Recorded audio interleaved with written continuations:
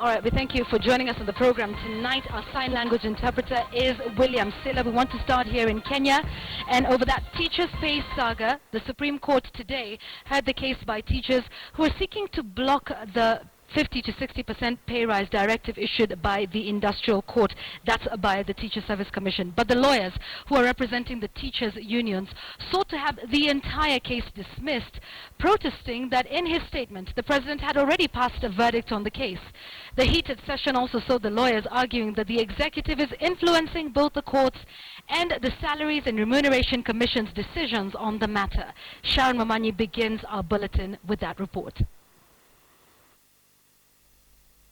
It is a classic replay of the usual tussle between the proletariat and the owners of capital. For close to 3 hours, the court was in heated session. What started as a simple court procedure following TSC's appeal on industrial court's award to teachers mutated to the president's speech and its impact on the independence of the judiciary. When people, whether it's the president or anybody, comments about a case in court and addresses the court, no matter who he is, the court must express its outrage against such conduct. That's the point I'm making, and that is, I think, reasonable. Nobody has a right, whether it's the chief executive or a clerk, to comment about it. But it's another thing to say the president has influenced. If my learned friend will have apologized, I don't think I will have commented on that. But he didn't, for his client.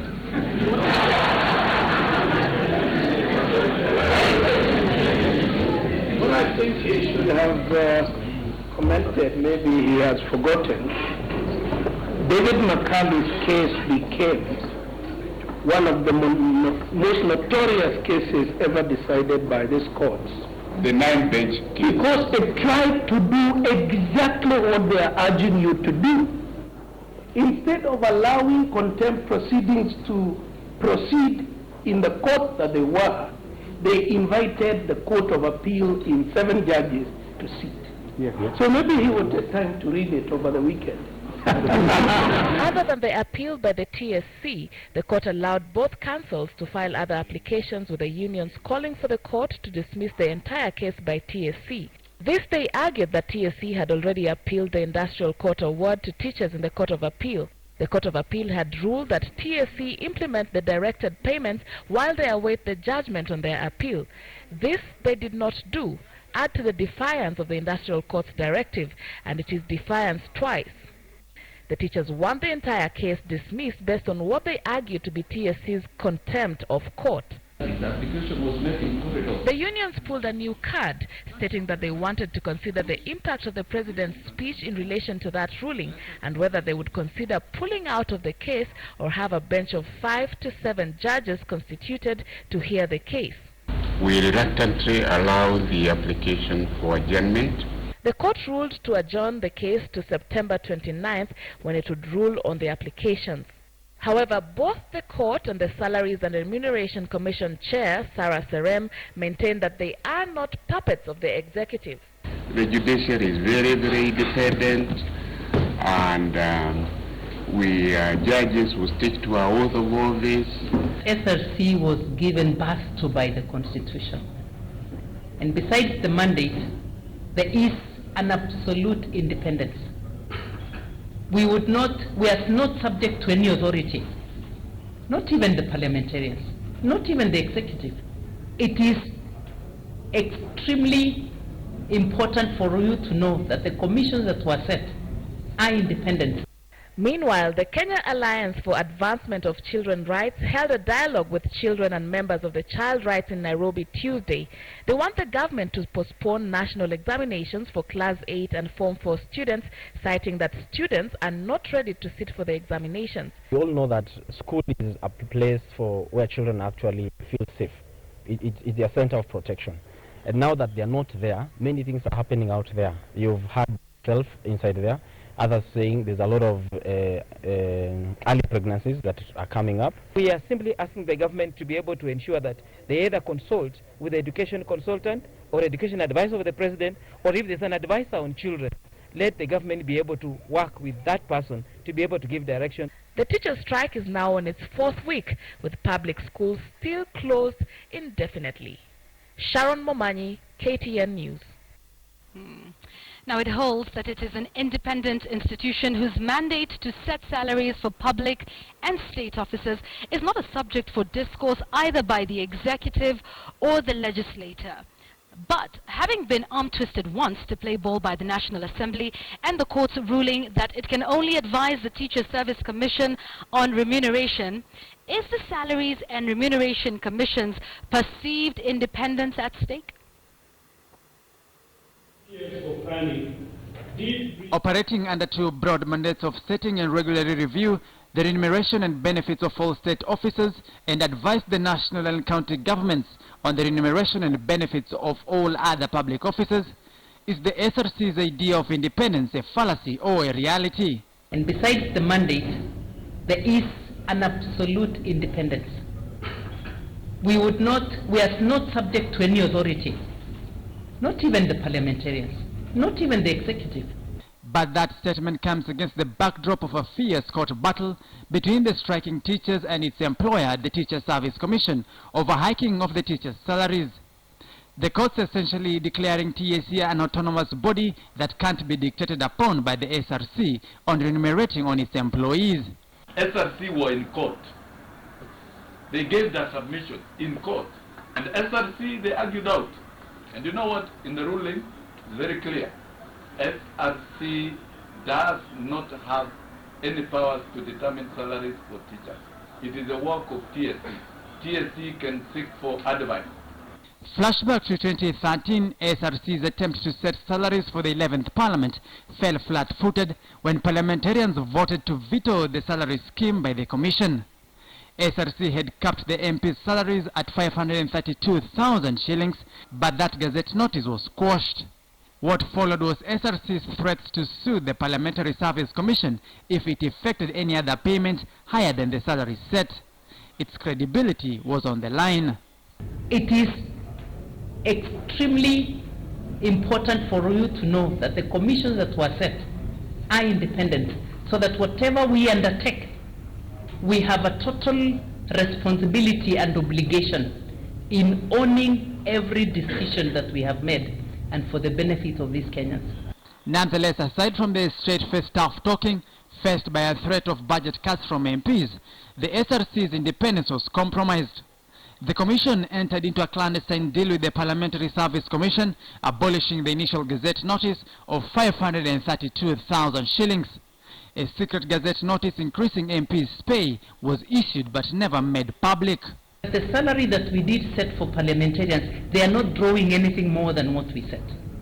Every advice given, they are not drawing anything more than the advice. For the Commission, a battle rages on to stamp its authority, independence and credibility. Samugina, KTN News. All right, so tonight the Salaries Remunerations Commission is asserting its authority. Tonight also we know that the court has adjourned hearing the case between the TSC and the teachers' unions until the 29th. The back and forth continues. Meanwhile, the government continues to insist that the exams will go on as scheduled. The unions say there will be no one to invigilate or mark the exams. And so that forms the basis of our big question, all this back and forth. Should national examinations be postponed until the teachers' salary crisis is resolved? Should national examinations be postponed until the teacher's salary crisis is resolved? The SMS number you can reach us on is 22155. You can also get us on Twitter at KTN News, at Yvonne Okwara. The hashtag you're using tonight is KTN Prime. We look forward to hearing from you. By the way, please start with a yes or no so we can do a poll at the end of this bulletin. All right, now, just a day after Budalangi Member of Parliament Ababu Namwamba filed a motion to cut salaries of senior public officials by half, National Assembly Speaker Justin Muturi has dismissed the validity of that motion. The Speaker says the motion seeks to serve the political interests of the Budalangi legislator. KTN's Timothy Otieno reports. Week 4 of an ongoing teacher strike and more disputes and fewer answers are on the horizon. A proposal by Budalangi legislator Ababu Namwamba to have the basic salary of parliamentarians and state officers slashed by up to 50% is a notion that is now receiving heated opposition from the Speaker of the National Assembly, Justin Muturi. The Speaker termed the motion as populist and unrealistic and accused Ababu of seeking public sympathy at the expense of a serious education crisis. There's no reduction that can be effected through that motion. Let's not even think about it. You should read through the motion and see what it is proposing. All manner of populist statements. Though the Speaker did approve the motion for discussion in Parliament next week, Muturi, who also serves as the chair of the Parliamentary Service Commission, insists that deducting the salaries of MPs is not the solution to the teachers' pay dispute. I don't express any opinion on those kind of antics. The implied dismissal of the pay cut motion by the Speaker may provide more questions than answers as to how the money needed to pay the teachers can be raised, with Muturi insisting that only the SRC is mandated to regulate their salaries and allowances. I have filed this motion fully aware that it will be very unpopular in certain quarters. But I'm also aware that in circumstances such as this, everybody must be prepared to make sacrifices. We need to address the matter squarely, look at the economic situation of the country, and of course follow what informs remuneration for all state officers and public officers. A section of legislators insists that even if the pay cuts were to be realized, then the money would go into a suspense account and not directly to pay the teachers. Is this really a practical and real approach? I think it's populist, I think it's hypocritical, I think it's not in the right direction. And with the teachers' union insisting that they will not return to class unless they are paid, Ababu's proposal and the ensuing sentiments of opposition to that notion may rekindle memories from the 10th Parliament, where then Speaker Kenneth Marende stated that only the sufficiently philanthropic could accept pay cuts. Meanwhile, pupils and students across the nation remain out of school. Now, this latest attempt by Budalangi Member of Parliament Ababu Namwamba to provide a long-lasting solution to the teachers' pay dispute may be receiving opposition before it even gets to the floor of Parliament. Nonetheless, the legislator insists that his idea may be the only solution to reducing a ballooning wage bill and ending a teachers' strike. Timothy Otieno, KTN News, Nairobi. Thank you very much for that, Timothy Otieno, even though people were obviously quite interested in your final sign out there. Okay, let's move to the saga over ICC witness procurement claims that took a new twist today. Gatundu South, a member of Parliament, Moses Kuria, released a letter which he says contains more than a dozen reasons to show that Kisumu Senator Professor Anyang' Nyong'o and Court Leader Raila Odinga helped fix Deputy President William Ruto at the International Criminal Court. Kuria is now daring Professor Nyong'o and Raila to move to court under a certificate of urgency if the letter is not genuine. Wakati tulikuwa tunapeleka mamlaka yetu huko, Martha Karua ndiye alikuwa kiongozi wetu kupeleka huko. Following his Sunday admission of witness procurement and an allegation that NAK Kenya leader Martha Karua, Court leader Raila Odinga and Kisumu Senator Professor Anyang' Nyong'o played a role in fixing Deputy President William Ruto, who is facing charges at the International Criminal Court, Moses Kuria has been a man under pressure. I have this morning given Moses Kuria 24 hours notice to recant, to apologize. Martha Karua, through her lawyer Gitobo Imanyara on Monday, threatened to move to court over the claims. Court leader Raila Odinga asked the Director of Public Prosecutions to order Kuria's prosecution over obstruction of justice, perjury and fabricating evidence, while Professor Anyang' Nyong'o asked for more evidence. Tuesday afternoon, and Kuria had what he claimed was the evidence requested by Professor Nyong'o. Kuria released this letter, he claims, shows the role Professor Anyang' Nyong'o played in fixing William Ruto at The Hague. The letter, dated the 11th of March 2011 and bearing the ODM letterhead, is allegedly authored by the then Orange Democratic Movement Secretary General Professor Anyang' Nyong'o. The 4-page letter is addressed to the President of the UN Security Council and is copied to, among others, the African Union and the permanent missions of Austria, the United Kingdom and the United States. The letter opposes the deferral of the Kenyan cases at the ICC, and Kuria says several parts, including one which states that ultimately the 6 suspects the ICC has summoned intend to use the deferral, if granted, as the basis of perpetuating the culture of impunity in Kenya, show Professor Nyong'o's role in fixing Ruto. Anyang' Nyong' and Raila Odinga. If you believe that these documents you did not order, take me to court today at a certificate of urgency.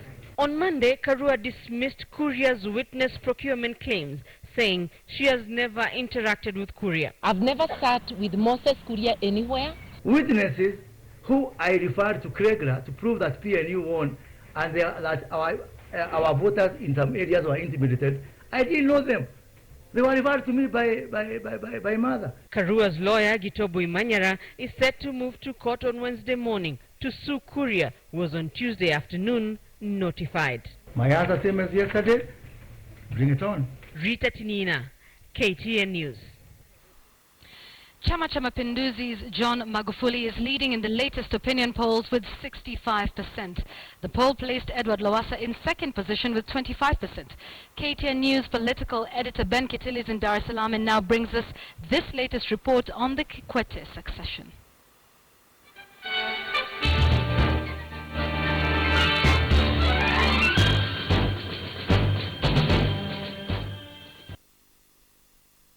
With exactly 32 days to voting day here in Tanzania, the latest opinion poll has placed the ruling party, Chama cha Mapinduzi CCM presidential flag bearer John Magufuli, right at the top ahead of the coalition of opposition political parties presidential hopeful Edward Lowassa, despite the seemingly neck-and-neck affair seen between the two, witnessed in political rallies so far. Toweza East Africa CEO Aidan Eakuze released the results to journalists and members of the civil society at the National Museum Auditorium here in Dar es Salaam on Tuesday. Uchaguzi wa rais ungefanyika leo kama mwezi mmoja uliopita ambapo tulipofanya utafiti huu, ungemchagua nani? Naomba niwakumbusheni kwamba hatukutaja majina. Hatukutaja majina. Wanayotaja majina ni wao wahojia wenyewe.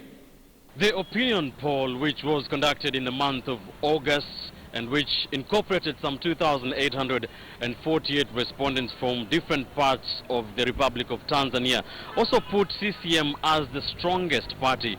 Rather expectedly, this is ahead of the Chama cha Demokrasia na Maendeleo, Chadema, which is Edward Lowassa's presidential ticket, which was in second position ahead of the other Ukawa partners, that is NCCR Mageuzi, the Civic United Fronts, CAF, as well as NLD. Asilimia 66 chaguo la Chama cha Mapinduzi kama rais. Chadema asilimia 22, CAF asilimia 1, ACT 0, NCCR 0, Ukawa asilimia 3. According to Toweza East Africa, a key challenge and a key finding from this particular poll result is that there is still work that needs to be done for the opposition political parties coalition, the Ukawa coalition led by Edward Lowassa, saying that there seemed to be not enough information on the ground, especially in the rural areas, whereas Ukawa seemed to enjoy a lot of support in the urban areas, in the big cities like Dar es Salaam, Dodoma, and Arusha. Chama cha Mapinduzi ina fedha nyingi zaidi, ina uwezo zaidi, inaweka mabango zaidi, ina maana kwamba jina la Magufuli linaonekana zaidi hata vijijini. Kwa hiyo ina maana ukimuuliza mwananchi wa kawaida, jina ambalo kila sana lisikia na kuliona ni la Magufuli. Kwa hiyo kuna kazi ya kufanya kuelimisha Watanzania kuanzia leo kwamba Ukawa kama neno, kama jina, kama chama hawatakuwepo kwenye karatasi ya kupigia kura.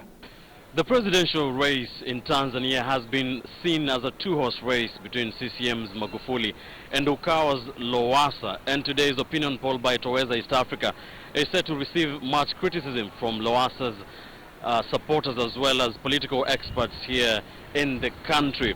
Lowassa has already taken to social media to discredit that particular opinion poll by Toweza East Africa, Lowassa did tweet to his supporters urging them to ignore the opinion poll and make sure they turn out in large numbers on the 25th of October to reveal to Tanzanians the real opinion poll.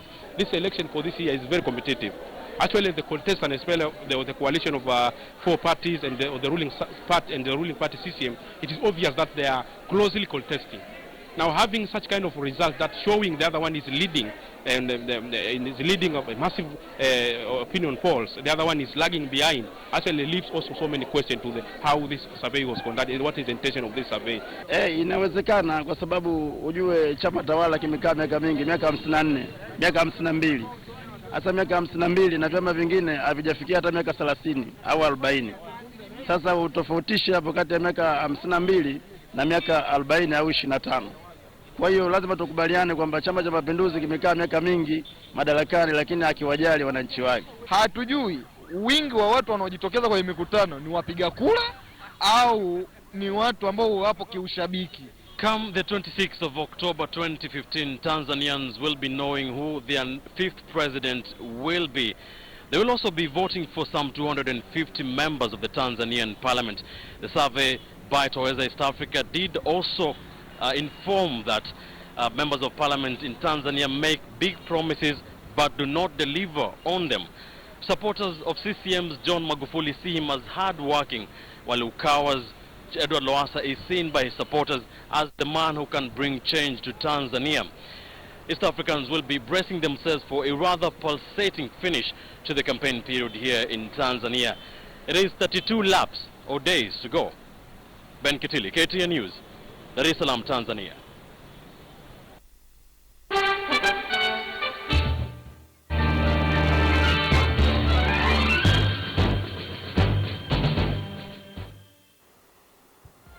Thank you, Ben Kitili, for that in Dar es Salaam, Tanzania. We want to remind you of our big question tonight before we take a short break.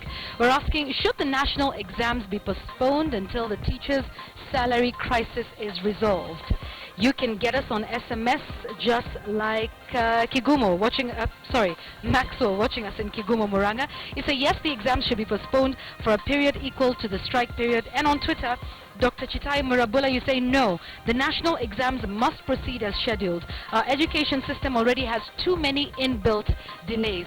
Keep your thoughts coming in. Remember, when you're writing us a text message, we'd love to know your name and where you are watching us from. Remember to start with a yes or no, followed by a brief comment, so that your opinion can count at the end of our bulletin.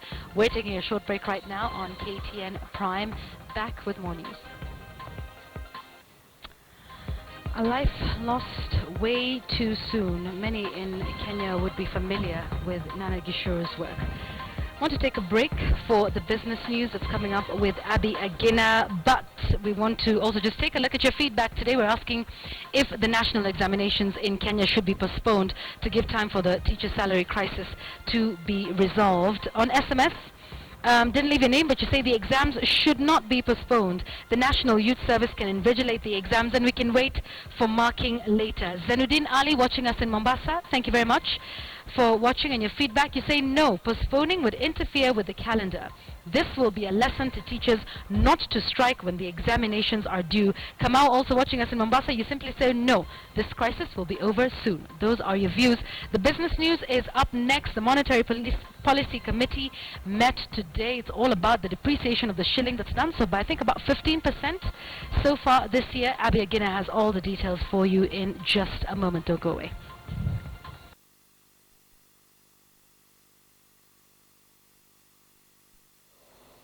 And welcome back. You're watching KTN Prime. Time now to take a look at some of the top stories making headlines in the business world. My name is Abby Agina. All eyes were on the Central Bank's Monetary Policy Committee today as they mulled over the state of the country's financial markets and debated whether or not to tighten the monetary stance.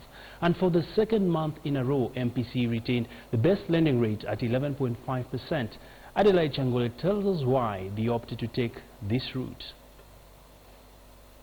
The primary function of any central bank is to maintain price stability, a function that is usually tied to a stable currency. It was therefore an unusual set of data that were presented to the central bank's Monetary Policy Committee as they held an unprecedented 7th meeting this year. On one hand, the country's inflation levels have dropped to 5-month lows of 5.84%, supporting the argument that the previous 2 increments to the central bank rate were bearing fruit. On the other hand, however, the shilling has remained on the back foot owing to the recovery of the U.S. markets, making a case for higher base rates. Expect them to raise rates. We think they're going to, leave the central bank rate and change that 11.5%. The inflation rates have relatively been coming down to a level of about 5.8%, and we've seen relative stability on the currencies front. And at 5 p.m., the FPC announced its decision to retain the base rate at 11.5% for the 2nd month in a row. In the statement, the MPC said core inflation had reversed its upward trend for the first time since April, falling from 4.7% in July to 4.5% in August, thanks to lower food prices and falling demand brought about by a weaker shilling. And local maize prices have also started to stabilize somewhat. On the basis of that, I don't think food inflation is a big concern, but obviously the risk of El Nino rains on the horizon is something that could derail the outlook for food inflation. The shilling has also stabilized after touching a 4-year low of 106 shillings and 75 cents 2 weeks ago to trade at 105 shillings and 70 cents to the dollar today. The CBK attributed this to tight liquidity conditions, which have seen the interbank lending rate rise from 15% at the start of September to 25% today. At the same time, the state has begun accepting higher bids for its treasury bills, a fact that has made the government debt attractive to investors. The fact that, they've let treasury bill rates rise quite a bit, the market to a large extent now anticipates that portfolio flows are around the corner. So, you have the market sitting square and not being long dollar in terms of their positioning. So that's really where the broad stability for the currency has largely emanated from of late. However, these interventions have come at a steep cost, with the country's foreign exchange cover reducing from $7.4 billion or 4.8 months cover to $6.1 billion or 3.94 months of import cover. On top of that, the higher bids mean the state will have to pay more to access debt, a fact that will heighten the country's debt payment obligations. So the more we see currency volatility, it means that our debt paybacks in USD increases by its nature. So that means the coupon payments for things such as the Euro bond are continuously going up. But Kenya was not the only African country holding its Monetary Policy Committee meeting today. Nigeria and South Africa were also reviewing their monetary policies as they sought to ward off the impact of the Chinese currency devaluation and the rebounding dollar on their currencies and economies. Analysts expect all the countries to retain their base lending rates, thanks in part to the decision by the U.S. Federal Reserve Bank to hold off on raising its base rate. Anticipation alone has already produced some negative sentiments on emerging markets front. So the longer it does delay, I do think the more likely people are becoming more anxious, just awaiting the Fed rate hike. On emerging market as a frontier market, we kind of hope that the U.S. would, finally start the tightening cycle and put us out of our misery, because the market would, start to price it in. Adelaide Changole, KTN Business. Interesting developments there on the MPC decision. Well, moving on, the Ministry of Tourism has launched a new campaign dubbed Make It Kenya, as it seeks to improve the country's image globally to attract tourists. The platform has been designed as a source of rich, shareable content that will connect the world to Kenya, leveraging on the power of social media. The new campaign, which will be seen through the country, which will be launched by President Uhuru Kenyatta at Milan, is meant to promote and enhance Kenya's position as a global leader in tourism, commerce and investment. Make It Kenya is one of the programs being introduced to help secure the country's future economic prosperity. The Ministry of East African Affairs, Commerce and Tourism coordinated the timing of the launch to build on the successes and feedback received following President Obama's visit. According to the Cabinet Secretary for Tourism, Phyllis Kandie, Make It Kenya will allow the country to tell Kenya's story with a unified voice, and she urges citizens to support the Kenyan brand. Well, to some now good news, where tea farmers will be paid a whopping 43.25 billion shillings in earnings and bonuses following improved performance of the tea sector. This is one of the highest payouts made in the last 2 years. The bonus will be paid at an average rate of 27 shillings per kilogram, representing a 56.8% jump compared to the previous year, which was standing at 17.6 shillings per kg. I attended that and prepared this story for you.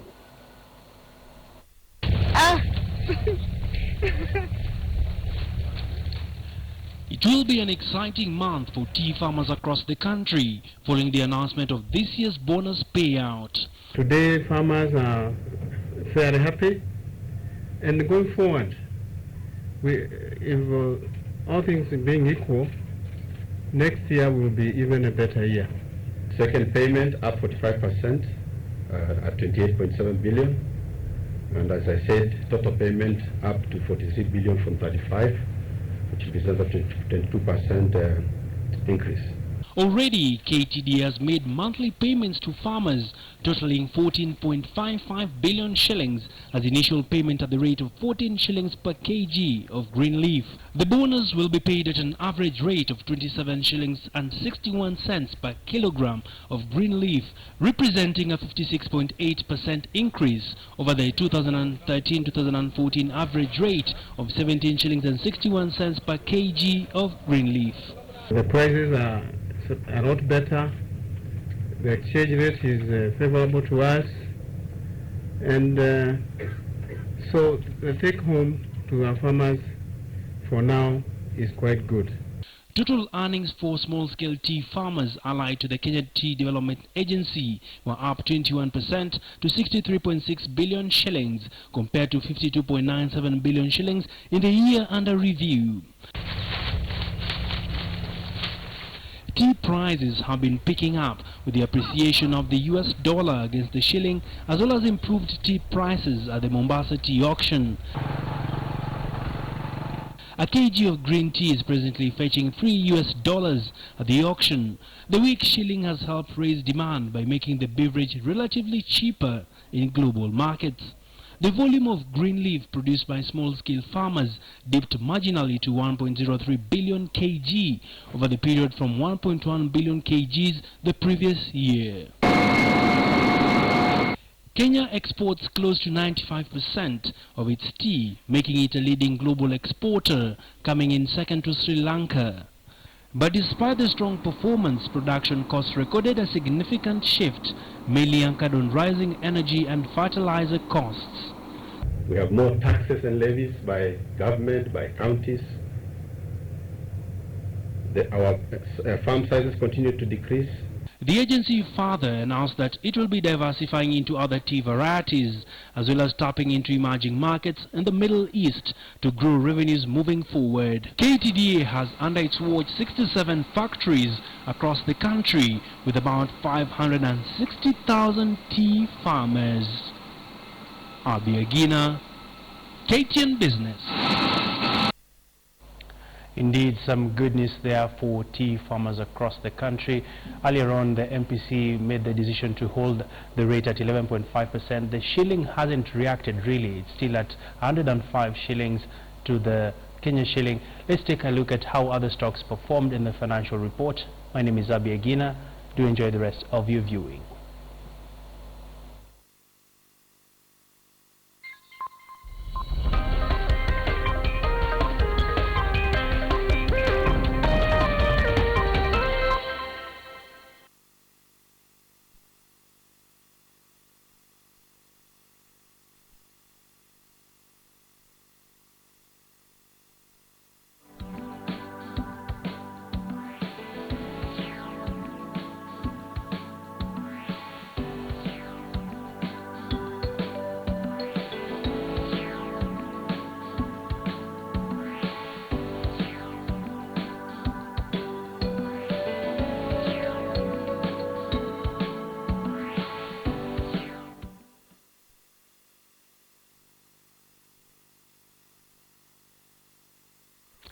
It's time now for the sports news, and we'll get to the good news about a jackpot winner, 29.5 million shillings just on betting for your favorite games. We'll get to that in a moment. Let's start off with other news now. 2016 Olympics host Brazil will be among other international teams that will headline the 2015 Safari Sevens tournament on the 3rd and 4th of October at the Safaricom Stadium, Kasarani. The 20th edition of the Rugby Festival will see Kenya enter 2 teams, Shujaa and Morans, as preparations for the Rio Olympics qualification take shape. Rugby Sevens will be making its debut to the Olympics next year when the Games head to Rio de Janeiro for the first time. The host Brazil have already qualified for the Games as host, and the country will be sending its national team to this year's Safari Sevens tournament as part of the build-up ahead of the 2016 showpiece. Despite initial financial crisis, the annual tournament that enters its 20th edition this year has attracted strong sides, with Sevens World Series side Portugal and an England development side set to spice up competition. England Saxons, it's a team all the way from the UK. We have Portugal, the national teams that are coming. We have Spain, we have Brazil, and Brazil are coming in on the Tuesday next week. So Brazil are coming in quite early. They want to acclimatize. Kenya will be represented by 2 teams, Shujaa and Morans, as head coach Benjamin Ayimba looks into selecting a strong squad for the mid-November Olympic qualifiers in Johannesburg, South Africa. To have a full international competition, and really it's the practice that the Kenyan team would be asking for going into the Olympic qualifier in mid-November, and also getting ready for the IRB series, which is starting in about 3 weeks. Meanwhile, preparations at the tournament's venue in Kasarani are in the final stages, where the Kenyan teams have already kicked off training. 80% there in terms of our planning. As you know, the tournament is next weekend, 3rd and 4th of October. We've got the teams that we want to come out and play. 14 teams have already confirmed participation, while Argentina, Rwanda, Botswana and Morocco have expressed interest. Lynn Washira, KTN Sports. So it is only befitting that we end the sports news on a good note for at least one man. That's 50-year-old George Mwangi, who is the 3rd winner of the Sport Pesa jackpot competition. Mwangi, who's a businessman in Githurai here in Nairobi, won 29.5 million shillings. The father of 3 was awarded the check at a hotel in Nairobi Tuesday morning, and he was accompanied by his family and friends. He won the jackpot after predicting 13 matches correctly. Mwangi, who is also an ex-footballer, started playing the betting game in May after he was introduced by his nephew. 6 bonus winners were also awarded.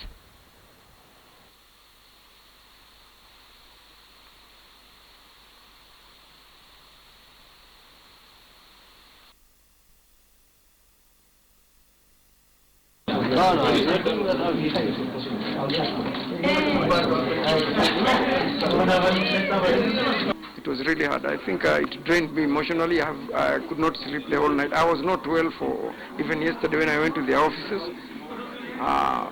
Luckily, I had my family around me and my best friend and our best nephew. They kept me going, and I'm happy now. I'm settled now. I'm really composed. I have no problem now. There was a big gap between, I think Mr. Wainaina, he won 8-point-something million, but because we went off-season, you know, football stopped. For us, that's our off-season also, because when football stops, people don't play. So now that the season started again, people started betting again, and we knew it was only a matter of time before we got a jackpot winner. So, and he's a lucky man, because 9.5 is a lot of money.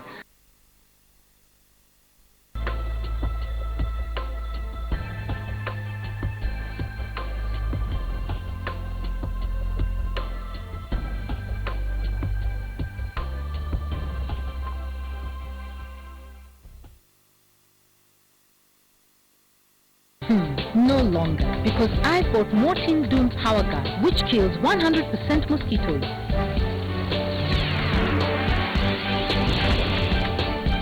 Mortein Doom Power Guard kills 100% mosquitoes.